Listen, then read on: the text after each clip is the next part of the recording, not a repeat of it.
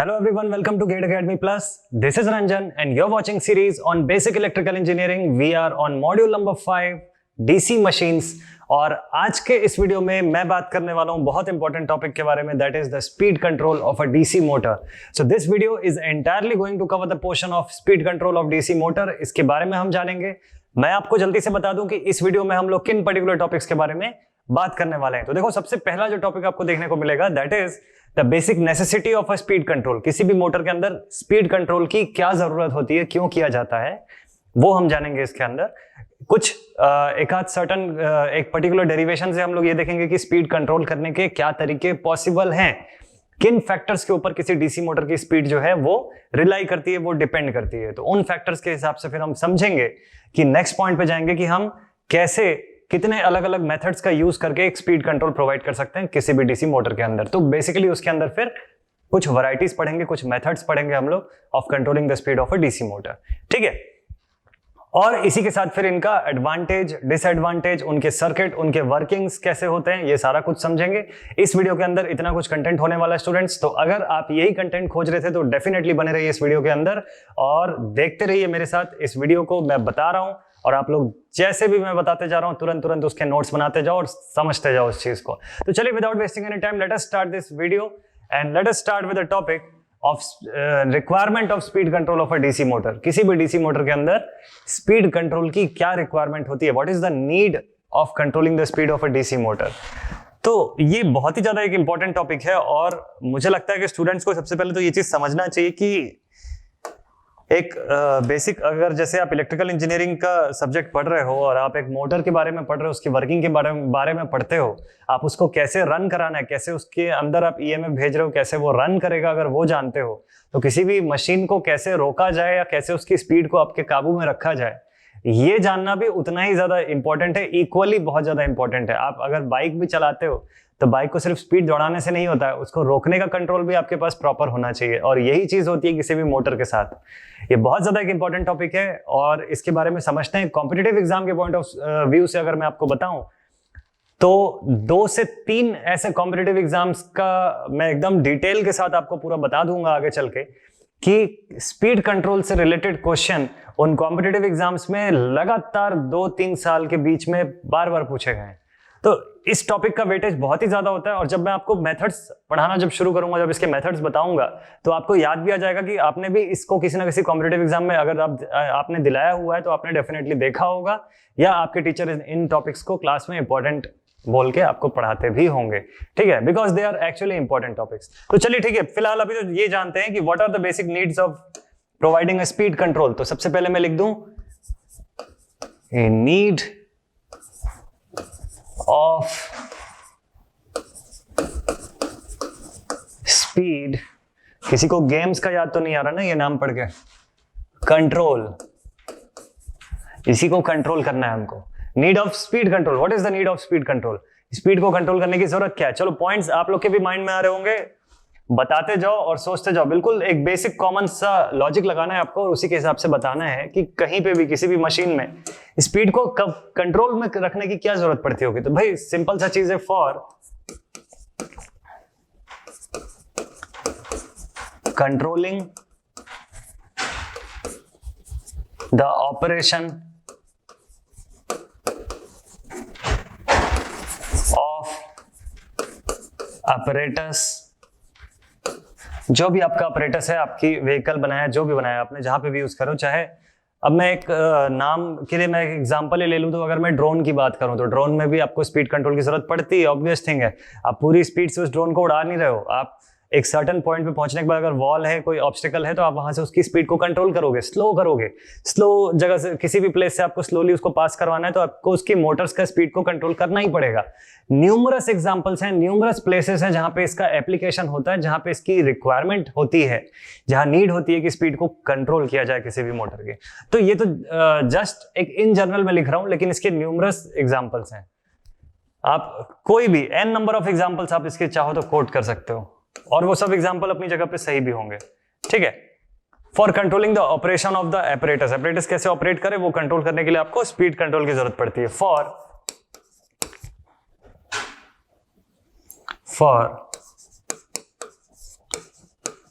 Higher efficiency requirement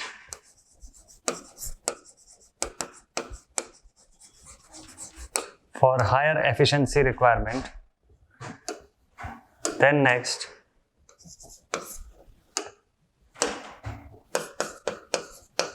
for better performance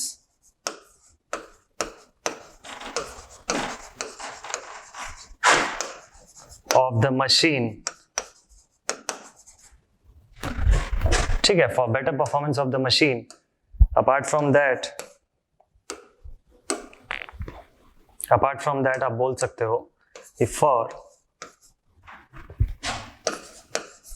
system reliability, system की reliability को भी improve करने के लिए आपको स्पीड कंट्रोल की जरूरत पड़ेगी. नेक्स्ट भाई, अगर रिलायबिलिटी आप इंक्रीज कर रहे हो, अगर ऑब्वियस सी थिंग है कि किसी भी चीज की अगर आप एफिशिएंसी की बात करो और एफिशिएंसी को आप इंक्रीज कर रहे हो, तो दैट मींस कहीं ना कहीं आप कॉस्ट इफेक्टिवनेस भी बना रहे हो सिस्टम में. तो फाइनल पॉइंट में लिख सकता हूं कि फॉर कॉस्ट इफेक्टिवनेस. ये कुछ मेजर पॉइंट्स थे जो मेरे माइंड में थे, जो मुझे लगा कि आपको ये पता होना चाहिए. आपके भी दिमाग में होगा, इससे ज्यादा पॉइंट होगा, ऑब्वियस थिंग है. तो आप उन पॉइंट्स को भी यहाँ पे मेंशन कर सकते हो, अपने नोट्स में उसको लिख सकते हो आप लोग. ठीक है, तो स्पीड कंट्रोल की बेसिक रिक्वायरमेंट क्या क्या हो गई? For controlling the operation of apparatus, आपका एपरेटस कैसे परफॉर्म करेगा, कैसे ऑपरेट करेगा, उस ऑपरेशन को भी आप स्पीड कंट्रोल के हेल्प से कंट्रोल कर सकते हो, मैनेज कर सकते हो. जहां पे आपको ज्यादा स्पीड चाहिए मशीन से, तो वहां ज्यादा स्पीड के लिए आप उसकी स्पीड को रेगुलेट करके बढ़ा सकते हो. जहां कम स्पीड की रिक्वायरमेंट है, जहां पे ऐसी रिक्वायरमेंट नहीं है कि वो अपनी पीक पे चले, ठीक है, तो in that case you can also reduce the speed of a machine. तो आप ऐसे उसकी ऑपरेशन को कंट्रोल कर सकते हो. Next is higher efficiency requirement. अब अगर आप स्पीड को वेरी कर पा रहे हो डिपेंडिंग अपॉन द कंडीशन और योर रिक्वायरमेंट, तो इसका मतलब आप उसकी एफिशिएंसी को वैसे इंक्रीज करो. मतलब उसको हमेशा अपनी पीक स्पीड पे नहीं परफॉर्म करना पड़ेगा, हमेशा उतनी पीक अमाउंट ऑफ करंट उसको नहीं लेने की जरूरत पड़ेगी. तो ऑब्वियस थिंग है कि उसकी एफिशिएंसी जो है उससे इंक्रीज होने लग जाएगी. Next thing is for better performance of the machine. Machine की परफॉर्मेंस ऑब्वियसली इंक्रीज हो जाएगी. क्यों ऐसा होगा? जब आप स्पीड में कंट्रोल प्रोवाइड करते हैं तो उसकी परफॉर्मेंस कैसे इंक्रीज होती है? जहां पे जितनी स्पीड की जरूरत है मशीन आपकी, वहां पे उतने स्पीड पे ही वर्क कर सकती है. Due to this property system जो होता है आपका रिलायबल हो जाता है. आपको ये इस चीज का डर नहीं रहता है कि सिस्टम आपका अनकंट्रोलेबल स्पीड तक अटेन कर जाएगा. आपका मोटर अगर ऐसा है, आपको स्पीड कंट्रोल करने का सिस्टम आपके पास अवेलेबल नहीं है, तो हो सकता है कि आपका motor at a certain condition, हो सकता है एक वोल्टेज सर्ज आ जाए, एक कोई लोड में बहुत ज्यादा डिफरेंस आ जाए, उस हिसाब से उसकी स्पीड जो है वो बहुत ज्यादा वेरी हो जाएगी, बहुत ही ज्यादा डिफरेंस, बहुत ज्यादा फ्लक्चुएशन आपको देखने को मिल जाएगा, जिससे कि हो सकता है कि डिपेंडिंग अपॉन दैट कंडीशन वो एक सिस्टम से अपने हैवी करंट ड्रॉ कर ले, जिससे कि बाकी सारे जो अप्लायंसेस जो जुड़ी होंगी उस सिस्टम से, उनको एक सडन ड्रॉप का जो होगा वो एक दिक्कत जो होगी वो जानी शुरू हो जाएगी. Next is cost effectiveness. तो कॉस्ट इफेक्टिवनेस होना ही होना है. जैसा कि मैंने बताया, अगर किसी चीज की एफिशिएंसी इंक्रीज हो रही है तो मतलब वो कॉस्ट इफेक्टिव भी होता जा रहा है. मशीन की वियर एंड टियर जो है उसको रिड्यूस कर देगा. मशीन जो होगा जो हीट के फॉर्म में, देखो अगर वो अपने रेटेड पोटेंशियल रेटेड करंट पे चल रहा है, रेटेड स्पीड दे रहा है हर समय, जब जरूरत भी नहीं है तभी भी, इवन इन दैट केस वो उतनी करंट ड्रॉ कर रहा है और उस करंट के कारण उसके अंदर कुछ ना कुछ ओमिक ड्रॉप्स होने के कारण कुछ हीट डिसिपेशन भी हो रहा होगा. तो लेकिन अगर आप उसकी स्पीड को रेगुलेट कर सकते हो, स्पीड को कंट्रोल कर सकते हो, तो इन दैट केस आप उसको अगर उतनी उसकी ऑप्टिमम परफॉर्मेंस पे नहीं चला रहे हो, उससे लेस देन दैट आप अगर रन कराते हो, तो ऑब्वियस थिंग है कि हीट डिसिपेशन भी कम होगा, और हीट डिसिपेशन कम होगा तो वियर एंड टियर जो होंगे वो भी रिड्यूस हो जाएंगे. तो सिस्टम का लॉस भी कम होगा और सिस्टम की जो वियर एंड टियर से जो नुकसान हो रहा है वो भी रिड्यूस हो जाएगा. तो ये ऐसे कुछ बेसिक तरीके होते हैं, कुछ बेसिक कारण होते हैं जिसके कारण कि हमको ये पता चला, ये हमको ये फील हुआ कि स्पीड कंट्रोल भी एक बहुत जरूरी पार्ट है. जो डीसी मोटर अगर आपने रन कराना शुरू किया है तो उस डीसी मोटर पे स्पीड कंट्रोल का भी एक सिस्टम होना जरूरी है. तो चलिए अब आगे इस वीडियो में कंटिन्यू करते हैं हम लोग, और आगे ये देखते हैं स्टूडेंट्स कि ये स्पीड कंट्रोल प्रोवाइड करने का क्या क्या तरीका है. लेकिन उससे पहले, उस पॉइंट पे जाने से पहले कि क्या क्या मेथड है, वो जानने से पहले आपको ये पता होना चाहिए कि किसी भी एक जनरल डीसी मोटर की जो स्पीड बोलना चाहिए, जो स्पीड है वो किन फैक्टर्स के ऊपर डिपेंड करती है. उसके कांस्टेंट पार्ट्स क्या क्या होते हैं और उसके वेरिएबल पार्ट्स क्या क्या होते हैं. किन किन फैक्टर्स से उसकी स्पीड को कंट्रोल किया जा सकता है. तभी आप उन मेथड्स पे जाओगे कि जिन मेथड्स के हेल्प से हम उन पर्टिकुलर फैक्टर्स को ऑल्टर कर सके, बदल सकें। ठीक है, तो चलिए जल्दी शुरू करते हैं। अब अपना अगला part, that is the factors affecting speed control और speed of a DC motor. तो देखते हैं कि ये जो स्पीड होती है डीसी मोटर की, इसको कंट्रोल करने के लिए कौन कौन से फैक्टर्स के ऊपर ये स्पीड डिपेंड करती है। पहले उस चीज को समझते हैं। तो इसको मैं हटाता हूं अभी बोर्ड पर से, और यहां हम उन फैक्टर्स के बारे में बात करने वाले हैं जिनके ऊपर स्पीड जो है डीसी मोटर की डिपेंड करती है। ठीक है,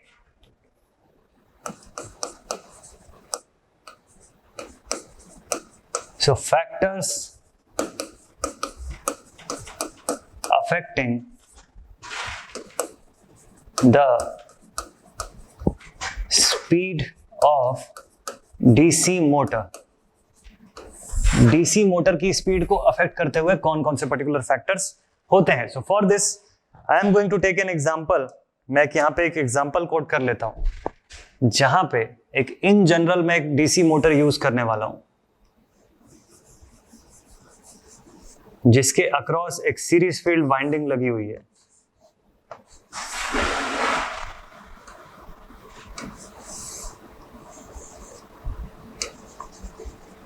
ठीक है, एंड इस मशीन में जो बैक ईएमएफ है उसको ईबी से डिनोट कर रहे हैं हम लोग यहां पे। देन नेक्स्ट जो सप्लाई पोटेंशियल है, the supply potential is given as VL, the load voltage, या इसको मैं नॉर्मली जो लिखता हूं, I normally write it as VT, the total potential. Similarly, यहां से जो करंट जाएगी, this will be given as IT, that is the total supply current. ये हमारा जो सेक्शन है इसको हम लोग बोलते हैं सीरीज फील्ड वाइंडिंग।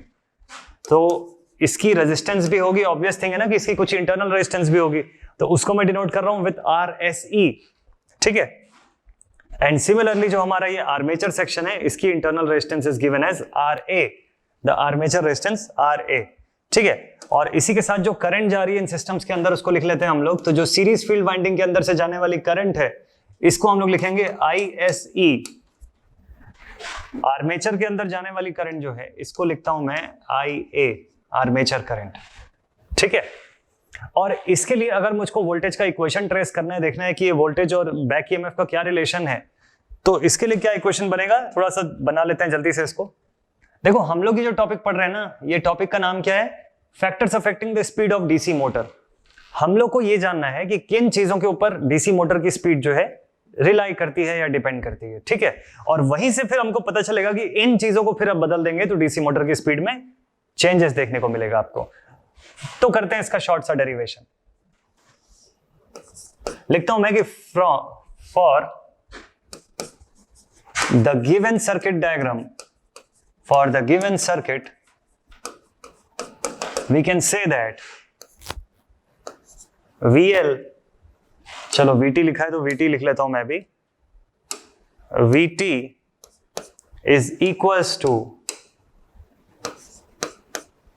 देखो बैक ईएमएफ जो होता है, बैक ईएमएफ के फॉर्म में अगर मैं बोलूं तो जो पोटेंशियल यहां से होते हुए आपको इस पोर्शन तक आते होते जो लास्ट में सारे ड्रॉप्स के बाद जो मिल रही है उसके फॉर्म में अगर एक्सप्रेस करना है तो आपको सभी ड्रॉप्स प्लस जो लास्ट में जो आउटपुट आपको मिला वो, that is back EMF plus all the ohmic drops in the system.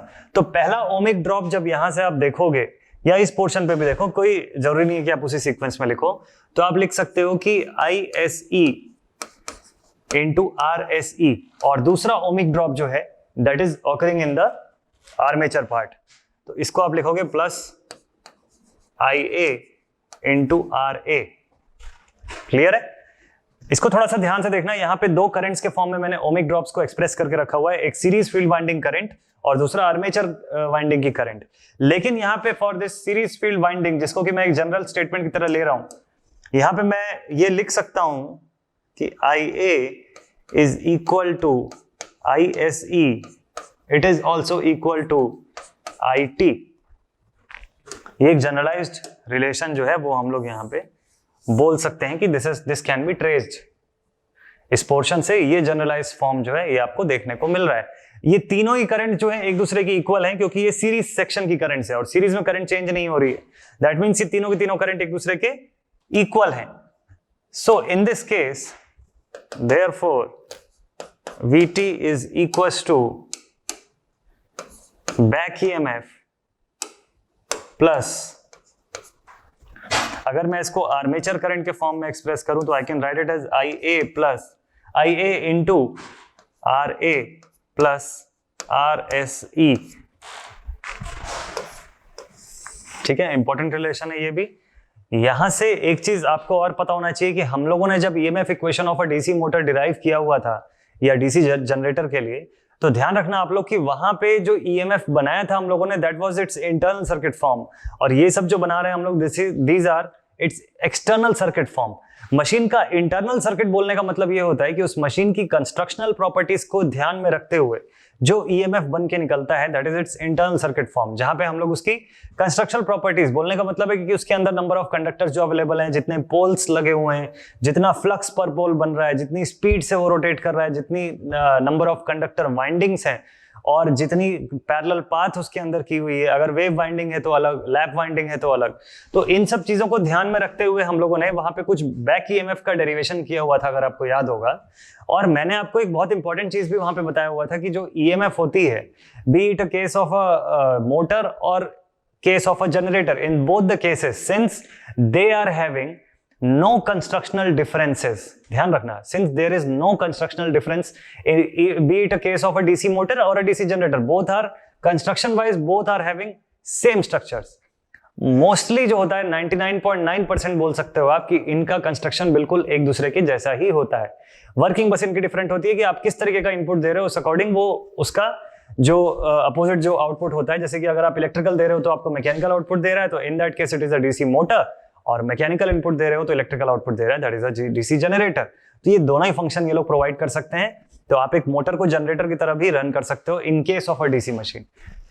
तो मैं ये पूरा का पूरा जो आपको अभी मैंने बताया, ये जो पूरी की पूरी कहानी मैंने आपको बताई, इसका पर्पस ये था कि आपको ये ध्यान दिलाना कि जो कंस्ट्रक्शनल पॉइंट ऑफ व्यू से अगर कोई EMF की डेरिवेशन बनती है, तो चूंकि इनके कंस्ट्रक्शन में कोई अंतर नहीं होता है, इसीलिए उस EMF में भी कोई अंतर नहीं होगा, भले ही वो EMF मोटर के लिए यूज करो या जनरेटर के लिए यूज करो। तो मैं उस अकॉर्डिंगली यहां पे अब बोल सकता हूं कि फ्रॉम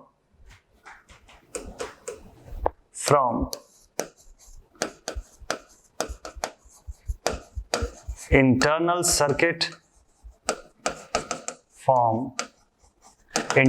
फॉर्मूले के हिसाब से हम लोग ये लिख सकते हैं कि द बैक EMF EB, या इसको जनरेटेड EMF बोलूं EG, लेकिन फिलहाल मुझे अभी बैक EMF की जरूरत है क्योंकि मैं मोटर की बात कर रहा हूं। ठीक है भाई, स्पीड किस में मुझे कंट्रोल करना है, मोटर के अंदर ही कंट्रोल करना है। तो back EMF EB can be given as phi ZNP upon 60A। ये रिलेशन आई होप कि आप लोगों को याद ही होगा, इसमें भूलने वाला कोई सीन नहीं होगा। ठीक है, phi ZNP upon 60A back EMF के केस में हम लोगों ने पहले ही डिराइव करके रखा हुआ है, ऑलरेडी हमको पता है कि ऐसा होता है। ठीक है, आगे देखते हैं अब इसका कहां पे आप यूज करने वाले हो। ठीक है, देखो यहां तक का पोर्शन अगर आपको समझ में आ गया होगा तो अब आगे बढ़ते हैं, इसके नेक्स्ट पार्ट में चलते हैं। इसको मैं यहीं पे रहने देता हूं बोर्ड पे और दूसरे साइड पे इसका बाकी का पार्ट करता हूं, सो दैट आपको एक ही बोर्ड में पूरा का पूरा सोल्यूशन दिख जाए कि जो हम लोग ये कर रहे हैं ये क्यों कर रहे हैं और इससे क्या आउटपुट निकल के आने वाला है। तो देखो यहां लिखा हुआ है बैक EMF को आप phi ZNP अपॉन 60A के फॉर्म में लिख सकते हो, जो कि उसके इंटरनल मैकेनिज्म के ऊपर बेस्ड EMF का फॉर्मूला है। ध्यान देना, इसके ठीक ऊपर वाली लाइन में मैंने जो इक्वेशन लिखा है वहां पे बैक EMF आया हुआ है। तो क्या मैं इस बैक EMF की जगह पे ये वैल्यू को पुट कर सकता हूं? बिल्कुल पुट कर सकता हूं, और वही करने जा रहा हूं मैं। तो मैं अब यहां पे लिख रहा हूं कि therefore putting this value in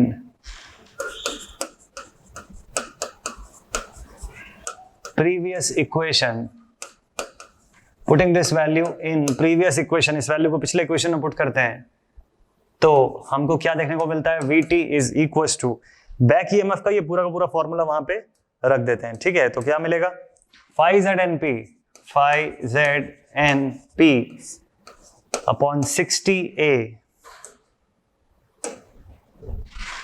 plus IA into RA plus RSE 5ZNP upon 60A plus IA into RA plus RSE series field winding का रेजिस्टेंस और आर्मेचर वाइंडिंग का इंटरनल रेजिस्टेंस। ठीक है, देखो यहां से हमारे पास क्या क्या चीजें हैं, हमको देखना क्या है, हमको किसको कंट्रोल करना है। We are more concerned about the speed.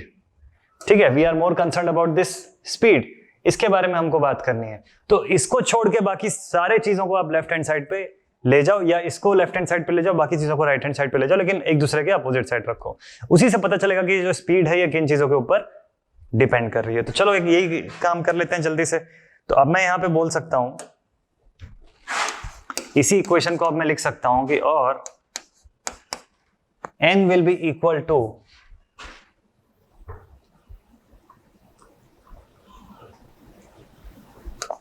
VT minus IA into RA plus RSE इस पूरी वैल्यू के अक्रॉस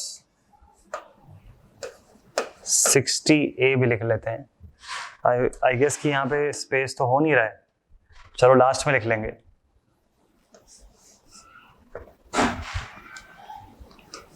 अपॉन, बहुत इंपॉर्टेंट रिलेशन मिल रहा है यहां से, थोड़ा ध्यान देना आप लोग भी।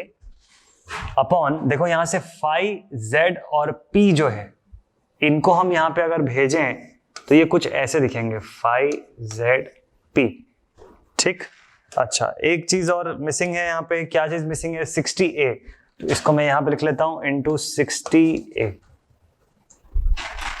ठीक है, तो VT minus IARA minus IARSC। अब ये तीनों के तीनों टर्म्स को मैंने यहां भेज दिया, 5ZP और 60A चला गया इसके मल्टीपल पॉइंट पे। ठीक है, अब थोड़ा और ध्यान से देखना आप लोग, तो बहुत सारी चीजें समझ में आ जाएंगी इसमें से। देखो सबसे फर्स्ट थिंग, हम लोग किसकी बात कर रहे हैं, हम लोग बात कर रहे हैं स्पीड की। ठीक है, स्पीड की बात कर रहे हैं हम लोग यहाँ, दैट इज n। और हम लोग सबसे ज्यादा कंसर्न इस चीज के लिए हैं कि यहाँ पे कांस्टेंट चीजें कौन सी हैं जो कि फिक्स्ड है। स्पीड का उनसे अगर कोई रिलेशन भी है तो वो फिक्स है। और फिर उन चीजों के बारे में बात करेंगे जो वेरिएबल है, जिनको चेंज करने से स्पीड में चेंजेस देखने को मिलेंगे आपको। ठीक है, तो देखो कांस्टेंट पार्ट की अगर मैं बात करूं, जो सप्लाई पोटेंशियल आप दे रहे हो, क्या ये कांस्टेंट है? क्या जो सप्लाई पोटेंशियल आप दे रहे हो तो ये तो फिक्स्ड रहता है, इसमें तो कोई चेंजेस नहीं है। तो ठीक है, इसको हटा देते हैं हम लोग। यहां से जो दोनों रेजिस्टेंसेज हैं ये भी तो कांस्टेंट होंगे ना, रेजिस्टेंसेज भी तो आप वेरी नहीं कर रहे हो, तो मतलब जो ये इतना पोर्शन है ये भी कांस्टेंट ही है, इसको भी हटा दिया मैंने। ठीक, अच्छा 5ZP में से P stands for pole and Z stands for total number of conductors, कितने कंडक्टर्स लगे हुए हैं। क्या ये दोनों कांस्टेंट नहीं होंगे? क्या ये दोनों भी कांस्टेंट होंगे? ऑब्वियस थिंग है, ये दोनों भी कांस्टेंट होंगे। ठीक है, अच्छा फाई का क्या करूं मैं? फाई को आप क्या समझ रहे हो, ये कांस्टेंट होगा नहीं होगा? नहीं होगा, ये वेरिएबल कंडीशन पे है, फाई जो होगा ये वेरी कर रहा है। नेक्स्ट है 60A, तो 60 तो अपने आप में ही कांस्टेंट है। And what about A? A क्या होता था, थोड़ा अगर याद करोगे तो आपको ध्यान आ जाएगा कि that should also be constant. और ये ब्रैकेट का भी कलर चेंज कर देते हैं, कांस्टेंट वाले कलर में रख लेते हैं इसको। ठीक है, जैसे मैंने सारे कांस्टेंट्स को जिस कलर में शो किया इसको भी वैसे ही कर लेते हैं। और फिर थोड़ा अगर आप लोग ध्यान दोगे तो देखो फाई IA और VT का क्या कर सकते हैं वो आपको थोड़ा सा देख के समझना पड़ेगा। ठीक, तो देखो अगर मैं VT की बात करूं, टोटल वोल्टेज की बात करूं, तो क्या मैं इसको चेंज कर सकता हूं? क्या तो पॉसिबल है इसको चेंज करना। तो ठीक है, इसको भी मैं हटा लेता हूं कांस्टेंट वाले लाइन से। और अब मैं यहां पे बोल सकता हूं कि इस फाई को देखो, VT को देखो और IA को देखो, इन तीन चीजों को छोड़ के बाकी जितनी भी चीजें इस पूरे के पूरे इक्वेशन में ऑल आर कांस्टेंट। और स्पीड फिर किसके ऊपर डिपेंड कर रही है? स्पीड सीधे सीधे डिपेंड कर रही है इन्हीं तीन चीजों के ऊपर, या तो आर्मेचर करंट या फ्लक्स या वोल्टेज। इन तीन चीज में से किसी को भी आप वेरी करके पूरी मशीन की स्पीड को कंट्रोल में ले सकते हो। तो ये कंट्रोल करने के लिए अब आपको ये समझ में आ गया होगा, ये फाइनल हमारी इक्वेशन है और इसको देख के आपको अभी तक समझ आ जाना चाहिए। इस इक्वेशन को देख के आपको क्लियर एक आइडिया मिलना बहुत ज्यादा जरूरी है कि जो डीसी मोटर का स्पीड है हमारा वो किन फैक्टर्स के ऊपर डिपेंड कर रहा है। ठीक है, क्योंकि जो अब आगे चल के आप मेथड्स पढ़ने वाले हो कि जो स्पीड कंट्रोल में हम जो जो मेथड यूज करेंगे वो सारे मेथड किसी ना किसी तरीके से या तो वोल्टेज में कुछ चेंज करेंगे, या आर्मेचर करंट में चेंज करेंगे, या मैग्नेटिक फ्लक्स में चेंज करेंगे। ये मेथड जो है बेसिकली यही काम करने वाले हैं। ठीक है, तो ये रिलेशन आई होप कि आपको समझ में आ गया होगा। अब इस वीडियो के थर्ड पार्ट के अंदर चलते हैं, जहां पे बात करने वाला हूं मैं, जो थर्ड और फाइनल पार्ट होने वाला है इस वीडियो का, जहां बात करेंगे हम लोग किस चीज के बारे में, हम बात करेंगे उस चीज के बारे में कि अब स्पीड कंट्रोल के लिए क्या क्या मेथड हम अप्लाई कर सकते हैं। ठीक है, तो चलो बोर्ड पे से इसको हटाते हैं और आपको मैं लेके चलता हूं methods for providing the speed control in a DC motor. तो types of speed control methods, 3 method होते हैं बेसिकली हमारे पास। मेथड तो और भी बहुत सारे हैं, ब्रेकिंग के भी फिर मेथड आ जाते हैं, लेकिन अभी उसकी बात नहीं कर रहे, ब्रेकिंग की बात नहीं कर रहे हैं, हम स्पीड कंट्रोल की बात कर रहे हैं। और इसके अंदर मेजरली हमारे पास 3 मेथड्स हैं। ये थर्ड वाला नाम देख के आपको याद आ गया होगा कि या तो ये बहुत ज्यादा इंपॉर्टेंट टॉपिक है आपके सिलेबस का, और या तो फिर आपने किसी कॉम्पिटिटिव एग्जाम में इसको देखा होगा या देखने वाले हैं अगर नहीं देखा है तो। ठीक है, next is flux control method, armature control method, ward-Leonard method. Ward-Leonard method जो है वो कहीं ना कहीं आगे जाके वोल्टेज को कंट्रोल कैसे कर रहा है उसको हम समझेंगे। ठीक है, ये एक्चुअल में वॉर्ड-लियोनार्ड मेथड जो है ना, ये इसमें से वॉर्ड-लियोनार्ड जो है साइंटिस्ट का नाम है, 1831 के जो साइंटिस्ट थे उनके ऊपर, 1831 या 39 के आसपास, में डेट्स में कंफ्यूज हूं तो उसको जज मत करना आप लोग। वॉर्ड-लियोनार्ड नाम के जो साइंटिस्ट थे उन्होंने इस मेथड को डिस्कवर किया हुआ था, इसलिए उनके नाम पे ये लिखा हुआ है। और बाकी दोनों जो हैं ये तो सिस्टम की जो प्रॉपर्टीज है उसके बेसिस पे ये नाम रखा हुआ है। ठीक है, तो speed control of DC motor can be provided by either controlling it's flux, जो फ्लक्स जो मैंने बताया था फाई में अगर कुछ चेंज करोगे तो स्पीड कंट्रोल दिखेगा आपको, या आर्मेचर की रेजिस्टेंस को वेरी करके आर्मेचर की करंट वगैरह को कुछ चेंज कर सकते हो आप, या वॉर्ड-लियोनार्ड के मेथड से आप पोटेंशियल को बदल के स्पीड को कंट्रोल कर सकते हो। तो चलो एक एक करके तीनों मेथड्स को देखते हैं और ध्यान से समझते हैं अलॉन्ग विद देयर एडवांटेजेस और डिसएडवांटेजेस। ठीक, तो सबसे पहले तो हम लोग शुरू करेंगे यहां पे speed control using the flux control method. ध्यान देना, flux was inversely proportional to n. अगर उस पिछले प्रीवियस इक्वेशन पे आपको मैं लेके जाऊं तो आपको फ्लक्स इनवर्सली प्रोपोर्शनल दिखाई देगा। तो यहां पे लेके आते हैं डायग्राम को, और सबसे पहले मैं आपको बोर्ड पे ले जाके याद दिलवा दूं कि फ्लक्स जो था इनवर्स प्रोपोर्शन पे था, तो मतलब अगर फ्लक्स की मैग्नीट्यूड को मैं बढ़ाऊंगा तो स्पीड जो होगी वो रिड्यूस होने लग जाएगी, एंड वाइस वर्सा जो है वो दिखेगा। तो फिलहाल इसी पे हम लोग फोकस करने वाले हैं, तो मैं फ्लक्स की बात करूंगा। उससे पहले ये सर्किट डायग्राम आपके बोर्ड पे सामने। फ्लक्स कंट्रोल मेथड के अंदर अगर हम लोग सपोज करें कि एक शंट फील्ड वाइंडेड मशीन है, तो इंपॉर्टेंट थिंग क्या करते हैं, यहां पे हम लोग क्या चीज का एडिशन करते हैं ये आपको समझना पड़ेगा। तो देखो यहां सबसे इंपॉर्टेंट थिंग ये होता है कि हम लोग यहां पे एक वेरिएबल रेजिस्टेंस जो है ये कनेक्ट कर रहे हैं किसके साथ, फील्ड के साथ। अगर सपोज दिस इज RSH, तो यहां पे एक RF नाम का वेरिएबल रेजिस्टेंस हम लोग कनेक्ट कर देते हैं। देखो हमको ये पता है कि रेजिस्टेंस को वेरी करने से आप पोटेंशियल ड्रॉप या करंट जो फ्लो हो रही है सिस्टम के अक्रॉस उसको आप चेंज कर सकते हो। क्लियर है ये चीज?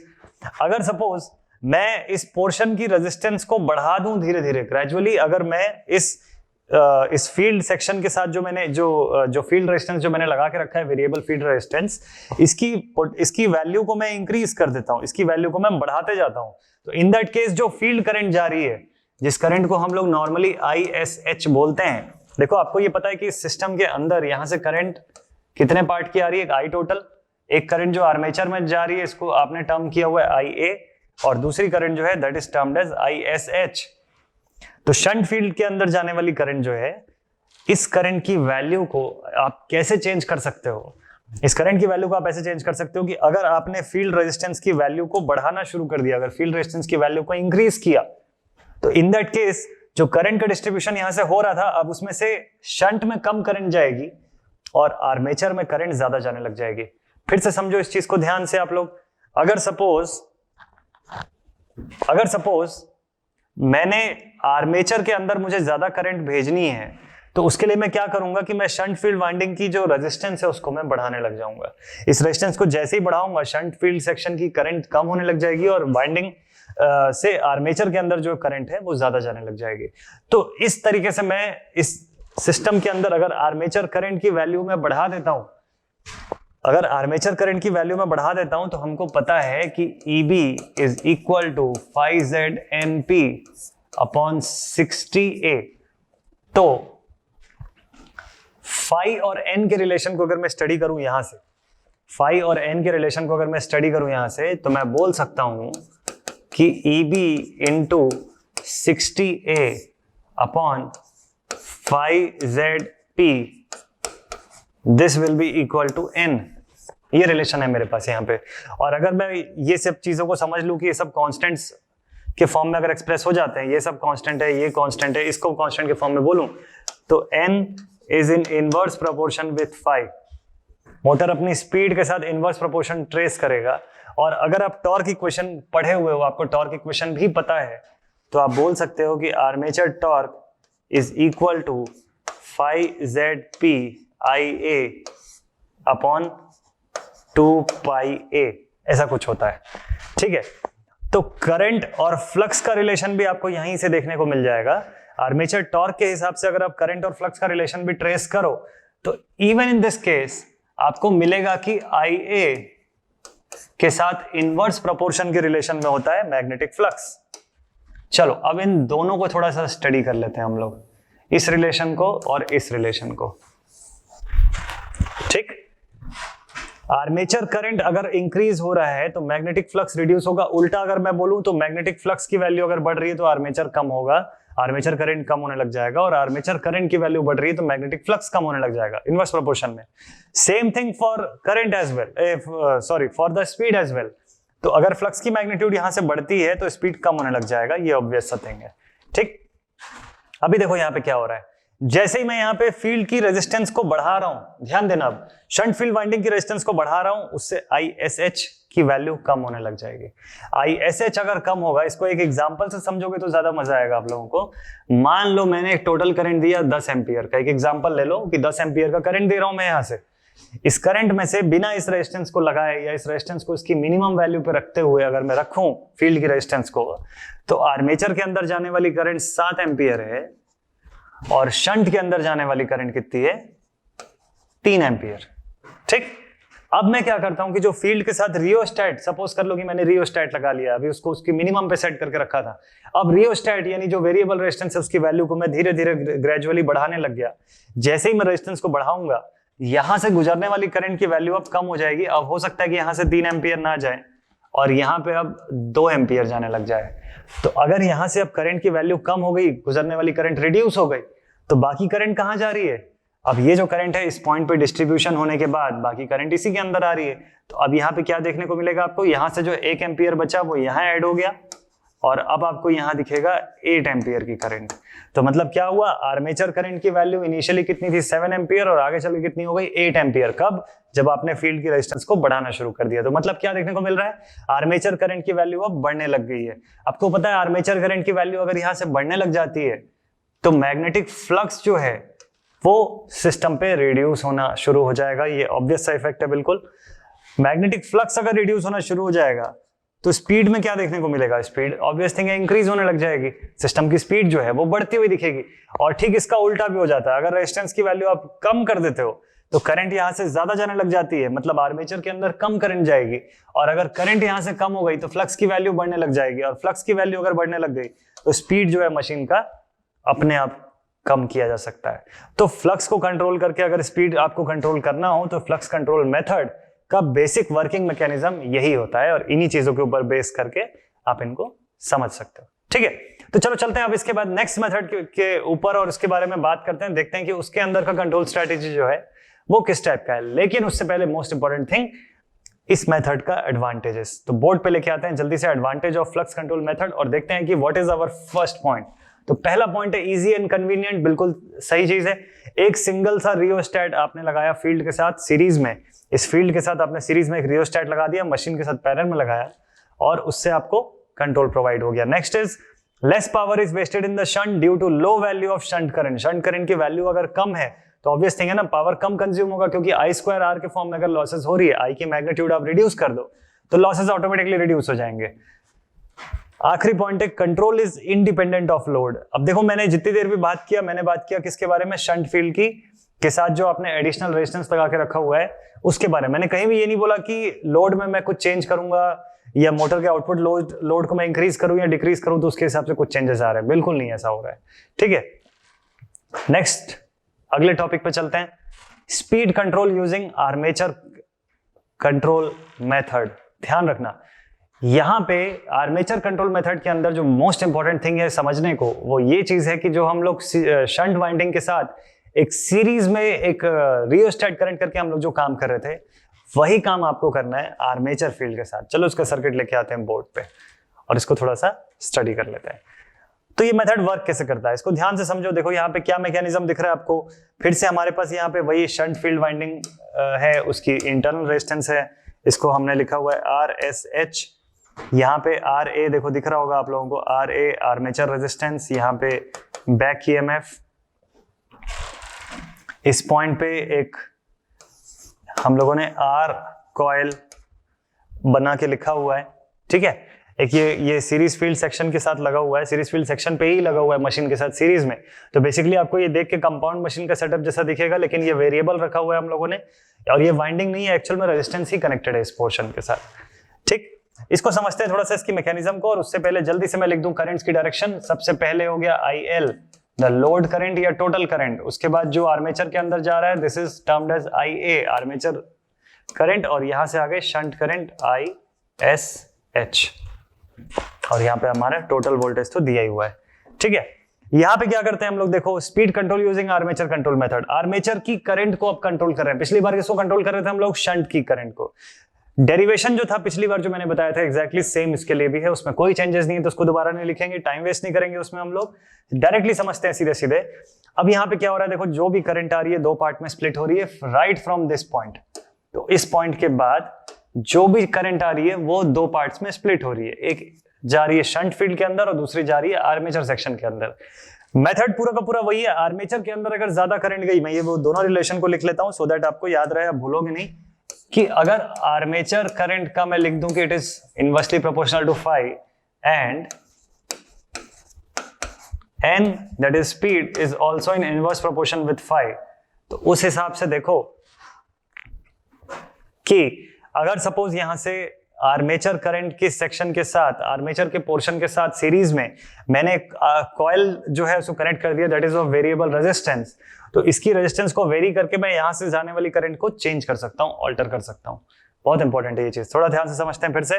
अगर सपोज कि मैंने यहां की रेजिस्टेंस को वेरी कर दिया, अगर दो केस लेते हैं, पहला केस लेते हैं मिनिमम वैल्यू का, तो मैंने अगर यहां की रेजिस्टेंस को मिनिमम वैल्यू पे कनेक्ट कर दिया इस पॉइंट पे, ठीक है, सॉरी हम लोग अगर इसको कनेक्ट कर लेते हैं टू इट्स मिनिमम वैल्यू इस पॉइंट पे, टॉप पॉइंट पे, ठीक है, मिनिमम वैल्यू पे चला गया अगर ये रेजिस्टेंस, इस केस में क्या देखने को मिलेगा आपको, हायर वैल्यू ऑफ IA जो है वो वहां से फ्लो होने लग जाएगी, क्योंकि भाई सीरीज में रेजिस्टेंस हम लोगों ने कम कर दिया, रेजिस्टेंस जैसे कम होगा ज्यादा करंट फ्लो होने लग जाएगी उस सिस्टम के साथ, और ज्यादा करंट अगर फ्लो होने लग गई तो हमारा फायदा है, क्योंकि मशीन के अंदर आपको आर्मेचर पे अब ज्यादा हैवी अमाउंट ऑफ करंट जो है वो देखने को मिलेगी।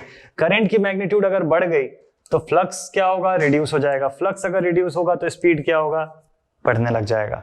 क्लियर है ये चीज? नेक्स्ट स्टेप, अगर सपोज इस सिस्टम को हम लोग सबसे lowest part of that resistance से कनेक्ट कर दें, तो उस केस में क्या होगा, ज्यादा अमाउंट ऑफ रेजिस्टेंस इसके साथ सीरीज में आ जाएगा। यानी आर्मेचर की रेजिस्टेंस तो आपको पता ही है कि बहुत कम होती है, मिनिमम अमाउंट ऑफ होती है as compare to shunt resistance. तो आर्मेचर की इतनी कम रेजिस्टेंस के साथ अगर सीरीज में हैवी रेजिस्टेंस मैंने कनेक्ट कर दिया, तो ज्यादा करंट जो है वो शंट की तरफ चली जाएगी और कम करंट आपको आर्मेचर में मिलेगी।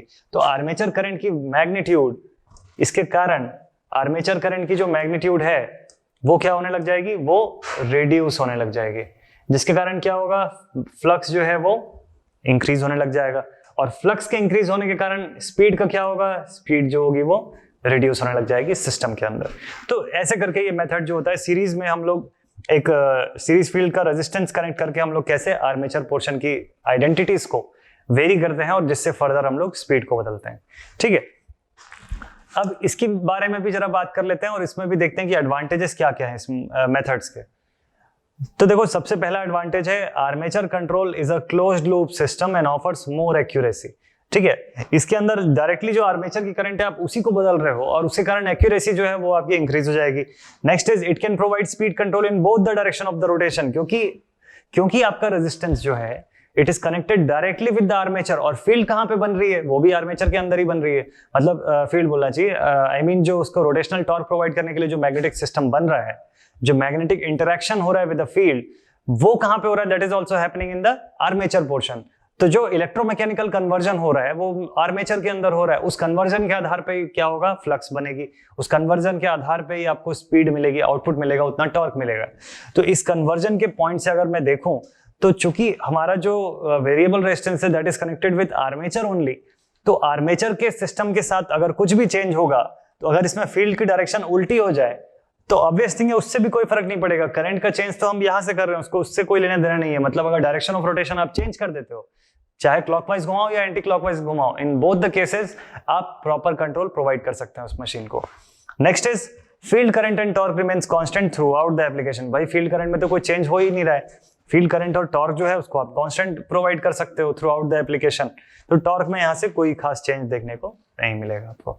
नेक्स्ट मेथड पे आपको मैं लेके चलता हूं, मोस्ट इंपॉर्टेंट मेथड और लास्ट मेथड है हमारा। सर्किट डायग्राम आपके सामने बना हुआ है और इसको जल्दी से समझ लेते हैं। बिल्कुल आसान है, देखो 2-3 पॉइंट्स है जो आपको इसमें ध्यान रखना है, बाकी सब कुछ तो आसान है। This is Ward Leonard method, जो साइंटिस्ट के नाम पे है, बेस्ड है, वॉर्ड लियोनार्ड उनका नाम है, और इनका कंट्रोल करने का सिस्टम का जो मेथड है वो यहाँ पे शोन है बोर्ड पे। ठीक है, इसको थोड़ा ध्यान से समझते हैं।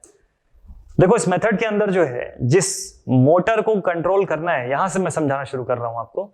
जिस मशीन को आपने कंट्रोल करना है वो ये मशीन है, this is to be controlled machine, M1 इसका नाम है, इसको कंट्रोल प्रोवाइड करना है। ठीक, दूसरा मैकेनिज्म समझो, इस मोटर को जो सप्लाई मिल रही है इन 2 पॉइंट्स पे, अगर सपोज कर लूं मैं कि सप्लाई मिल रही है, तो वो सप्लाई आ रही है इस जनरेटर से। इस मोटर को ये जनरेटर सप्लाई दे रहा है, इसकी सप्लाई से ये मोटर रन कर रहा है। क्लियर है यहां तक? ये जनरेटर जो है, ऑब्वियस थिंग है ना कि इलेक्ट्रिकल आउटपुट दे रहा है, तो कोई ना कोई इसको मैकेनिकली ड्राइव भी कर रहा होगा। तो इस जनरेटर को मैकेनिकली जो ड्राइव कर रहा है, इस जनरेटर को मैकेनिकली जो ड्राइव कर रहा है वो एक दूसरा मोटर है जिसका नाम है M2। क्या क्या हो रहा है ध्यान से समझना। M2 मोटर जो है वो इस जनरेटर को ड्राइव कर रहा है, मैकेनिकल इनपुट दे रहा है, इसके कारण ये जनरेटर इलेक्ट्रिकल आउटपुट दे रहा है हमको। वो इलेक्ट्रिकल आउटपुट जा रहा है M1 मोटर पे, जिसकी स्पीड को हमको कंट्रोल करना है। ठीक है, कुछ कंडीशन और समझ लेते हैं। ये जो जिसकी स्पीड को कंट्रोल करना है, this is a variable speed motor. Obvious thing है ना, वेरिएबल स्पीड मोटर है तभी तो कंट्रोल प्रोवाइड कर पाओगे। कांस्टेंट स्पीड मोटर होगा तो स्पीड कैसे वेरी करोगे आप। Next is generator. तो जनरेटर चलो ठीक है, डीसी जनरेटर था हमारा, और ये जो मोटर M2 है, this is a fixed speed motor, fixed speed DC motor. इसकी स्पीड फिक्स रहती है, इसको वेरी नहीं कर सकते हैं, क्योंकि ऑब्वियस थिंग है, इसको जनरेटर को घुमाना है। जनरेटर की जो प्राइम मूवर है, जो शाफ्ट है, इसको ये रोटेट करेगा। This is a fixed speed motor. ये वेरिएबल स्पीड मोटर, ये फिक्स्ड स्पीड मोटर, ये जनरेटर हमारा डीसी जनरेटर। ऊपर क्या क्या चीजें लगी हुई है? ऊपर लगा हुआ है फील्ड रेगुलेटर। फील्ड को रेगुलेट करने के लिए जो सिस्टम रहता है वो लगा हुआ है। यहाँ पे इस मशीन का शंट फील्ड है, और यहाँ पे इस मशीन M1 का, इस मोटर M1 का शंट फील्ड है। इसी मोटर को हमको कंट्रोल करना है। ये 2 पॉइंट से हमको डीसी सप्लाई जो है उस सिस्टम को प्रोवाइड कर रहे हैं हम लोग। ये हमारी लाइन है, ये फील्ड रेगुलेटर लगा हुआ है। अब चलो इसको समझते हैं, इसकी पूरी वर्किंग को शॉर्ट में समझाता हूं जल्दी से, एकदम आसानी से समझ में आएगा। तो देखते हैं, मैं 2-3 चीजें आपको लिख के बता देता हूं कि M1 it is the variable speed motor। ठीक है, और इसी के साथ एक और मैं चीज लिख देता हूं कि it is the motor whose speed is to be controlled। ये चीज ध्यान रखना, M1 ही वो मोटर है जिसके स्पीड को कंट्रोल में किया जाना है, और ये वेरिएबल स्पीड का मोटर है। अगला जो है next thing, G is the generator. कौन सा जनरेटर है भाई ये? This is a DC generator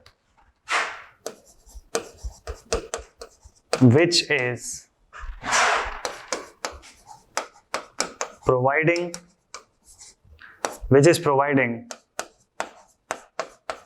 input to M1।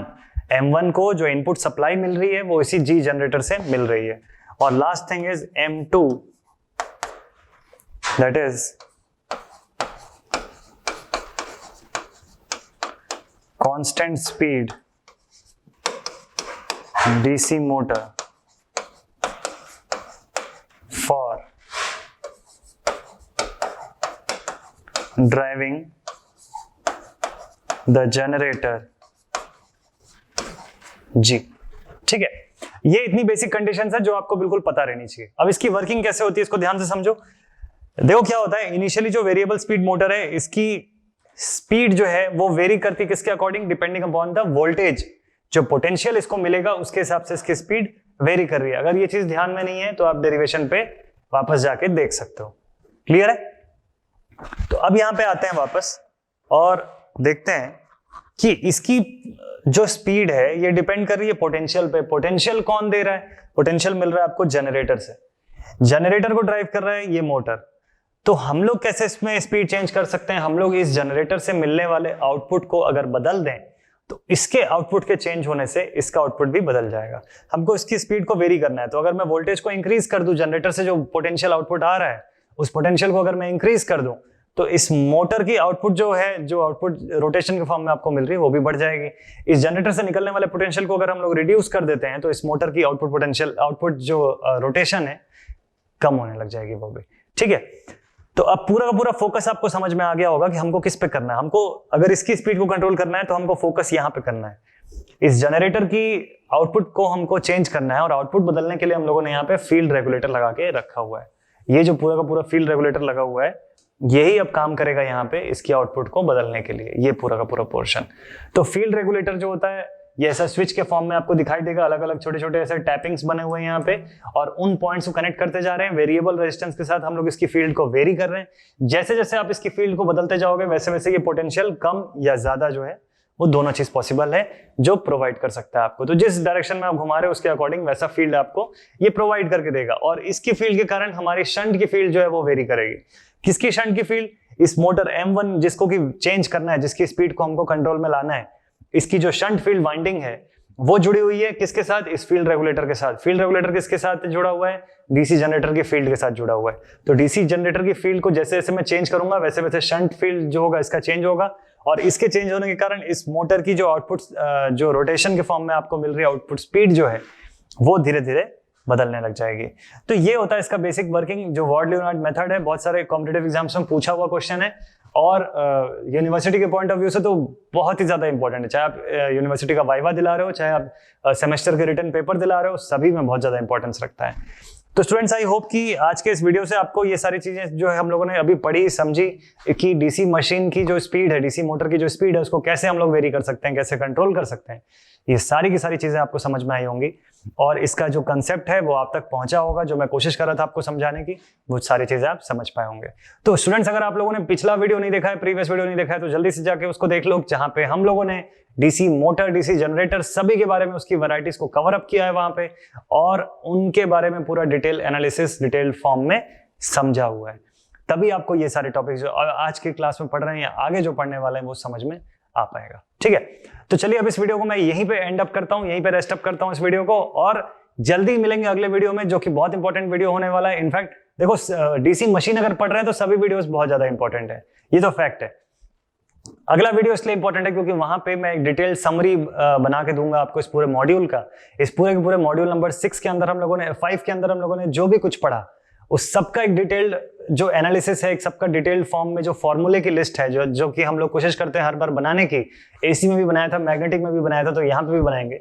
DC motor का और डीसी जनरेटर के फॉर्म में जितने भी फॉर्मूले हम लोगों ने पढ़े वो सब कुछ आपको मिलेगा अगले वीडियो के अंदर और उसके तुरंत बाद शुरू हो जाएगा numerical part of this module. तो बने रहिएगा हमारे साथ, जल्दी मिलते हैं नेक्स्ट वीडियो में। इस वीडियो को यहीं एंड अप करते हैं। Thank you very much students.